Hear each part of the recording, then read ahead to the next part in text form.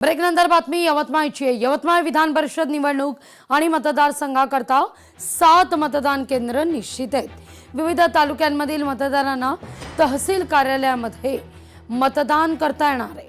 निवडणूक प्रक्रिया सुरळीत पार पाडण्याकरता प्रशासनाची तयारी सुरू आहे।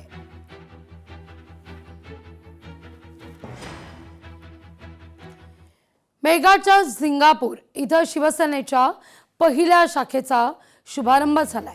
शिवसेना संघटन मजबूतीकडे बच्चू कडूंचं पाऊल आहे। आमदारकीचा पहिला निधी सिंगापूर गावाला देणार बच्चू कडू यांची माहिती आहे।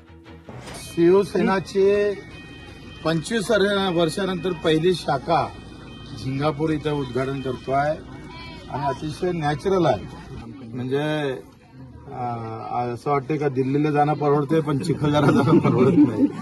अशा ठिकाणची ही पहिली शाखा आपण ओपन करतोय आणि आता हा सपाटा विदर्भातल्या प्रत्येक कानाकोपऱ्यात शेवटच्या माणसापर्यंत सामान्य माणसाचा संघटन म्हणजे शिवसेना संघटन असं आम्ही निर्माण करू।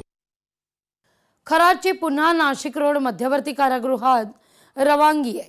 सिन्नर पोलिसांची कोठडी संपल्यानंतर काल न्यायालयीन कोठडी सुनावली आहे। पुढील तपासाकरता खराड नाशिक रोड कारागृहात दाखल आहे। कथित मनी लॉन्ड्रिंग प्रकरण या प्रकरणी ईडी कडून पुढील चौकशीची शक्यता आहे।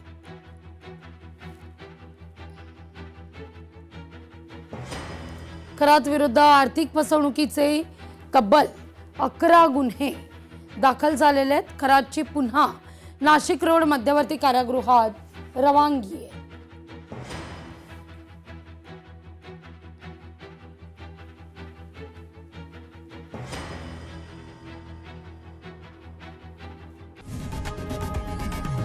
लोकशाही मराठी ऐका, पहा, जागरूक रहा।